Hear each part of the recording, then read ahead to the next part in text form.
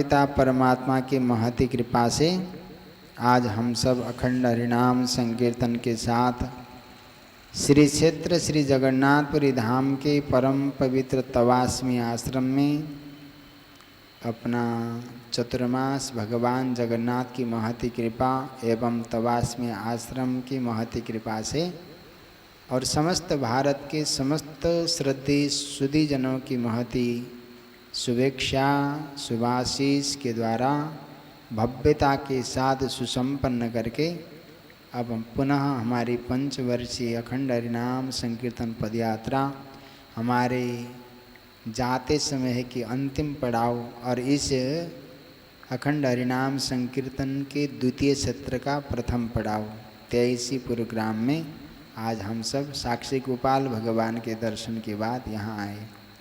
श्रद्धेय सज्जनों, सबसे बड़ी बात तो ये है कि जगन्नाथ भगवान की महती कृपा को हमने अपने जीवन में करीब से देखा।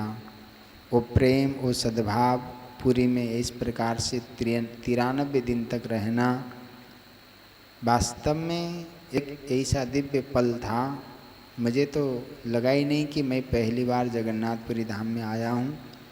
भगवान ने इतने प्रेम से, जिस दिन हम तेजपुर गांव से जगन्नाथपुरी धाम गए थे उस समय रथ यात्रा का दिव्य भाव था। प्रथम दिवस में ही हमको भगवान के दिव्य दर्शन का अवसर हमें प्राप्त हुआ। गुड़ीचा मंदिर में हमारे वहाँ के जो सेवाएं थे राम भाई, उनके द्वारा दिव्य भाव से दर्शन का अवसर हमें प्राप्त हुआ। उसमें परम पूज्यपाद श्री स्वामी ध्रुव चैतन्य सरस्वती जी महाराज, कृष्ण प्रेमानंद सरस्वती जी महाराज, नचिकेता स्वरूप महाराज जी की महती भूमिका, उनकी कृपा से हम दर्शन लाभ प्रसाद लेने का अवसर प्राप्त हुआ।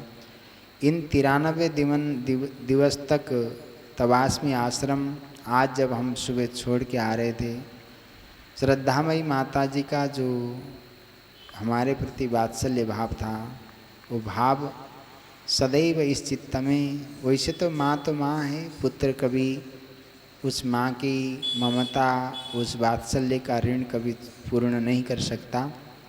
हम तो बड़े सौभाग्यशाली हैं कि माँ के उस ममता के कारण सहज भाव से हम वहाँ पूर्णता की ओर करके आए।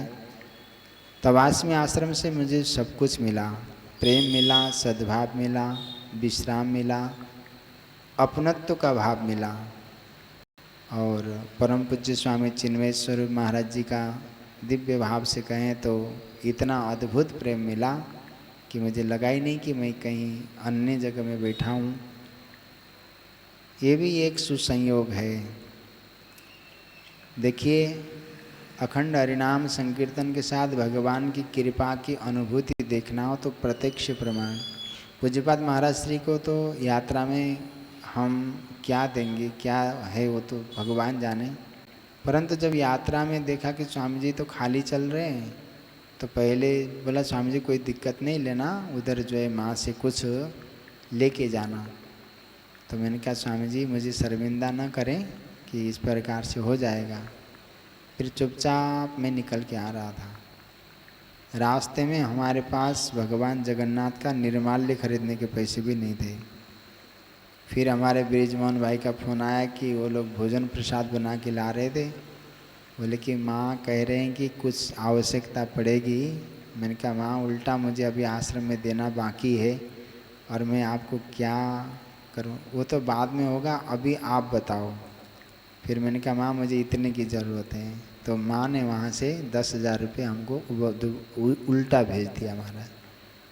ये भगवान की ऐसी कृपा, जहाँ हम चतुर्मास करने के लिए मन में संकल्प लेके भाव से आए, वहाँ जगन्नाथ भगवान के एक एक पल, एक एक क्षण हमारे लिए अकल्पनीय है। मैं तो उस ममता का ऋणी हूँ, उस प्रेम का ऋणी हूँ, उस सद्भाव का ऋणी हूँ। मैं वास्तव में तवास्मी आश्रम का अंतर हृदय से ऋणी हूँ। तवास्मी आश्रम से जोड़ने वाले नचिकेता स्वरूप महाराज जी का ऋणी हूँ। और वास्तव में अखंड हरिनाम संकीर्तन की भव्यता में तवास्मी आश्रम ने 4 चांद लगाए। सभी सुधी जनों का जो साथ सहयोग हमें प्राप्त हुआ, मुझे एक बात पूर्ण रूप से विश्वास पहले तो था और दृढ़ हो गया कि भगवान के नाम के अतिरिक्त भगवान के भजन के अतिरिक्त, भगवान के लिए अपने समय को प्रदान करने के अतिरिक्त जीव के पास कोई दूसरा साधन नहीं है जिससे वो जीवन में शांति को प्राप्त कर सकता है। पूर्ण विश्वास के साथ भगवान के इस भाव से समर्पित हो जाओ, ये दिव्य भाव आना चाहिए।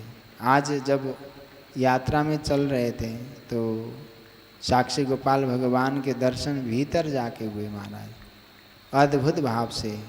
जगन्नाथ भगवान के दर्शन करके आए, साक्षी गोपाल भगवान के दर्शन में भीतर जाके बड़े प्रेम से मैंने चरणों से तुलसी अपने हाथों से लिया और भगवान को कहा, भगवान आप तो स्वयं साक्ष्य भाव में हैं, मेरे मन में क्या है, मैं किस प्रकार के साथ आपके चरणों में आया हूँ, ये तो आपसे कुछ कहने की आवश्यकता ही नहीं है। बस मेरे मन की आप न चलने देना, आप अपने मन की मेरे मन में राज करना। इतना कहकर मैं चरणों में प्रणाम करके आया।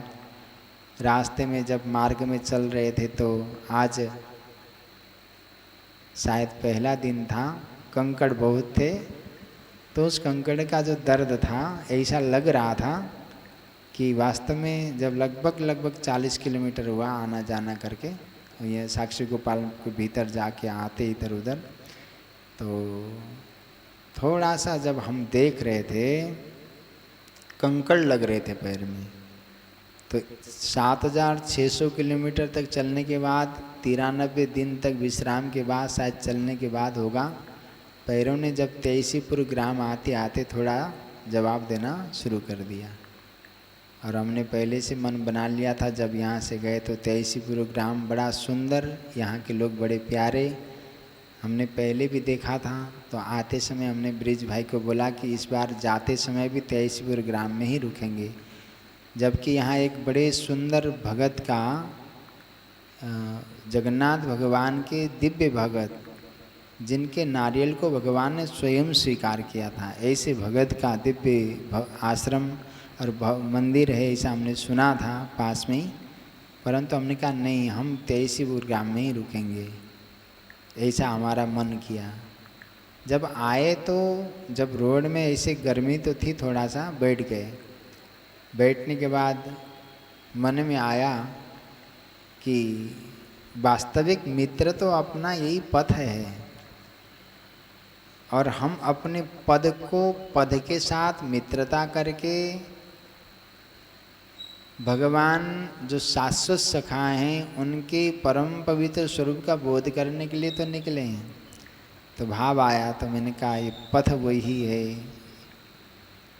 ये पद वही है, ये सड़क वही है, ये निर्मल चैतन्य वही है। भले ही 93 दिन जगन्नाथ प्रभु के श्री चरणों में रहा हो, वास्तविक धरातल की मित्रता तो सड़क से है, इसलिए ये मित्रता भी वही है। जैसे पहले हमने 11 जुलाई को छोड़ कर गए थे, वही मित्रता फिर सड़क से हमने प्रारंभ कर दी है। आप सबका आशीर्वाद मिले, संकीर्तन के परम पवित्र भाव से हम जुड़ें। हमारे पास इस समय संकीर्तन करने वाले थोड़े कम हैं, तो मैं एक प्रार्थना और करता हूँ आप सभी से कि बिल्कुल अति आवश्यक न हो तो कृपा करके फ़ोन संवाद न करें तो अच्छा रहेगा। इसमें हमारा भी लाभ है और आप सबका भी लाभ है। और संकीर्तन में थोड़ी सी भी व्यवधान हो सकता है कि हमारे लिए भी कष्टकारक हो, आपके लिए भी कष्टकारक हो, क्योंकि ये यात्रा आप सबकी यात्रा है, मेरी भी यात्रा है, हम सब की यात्रा है।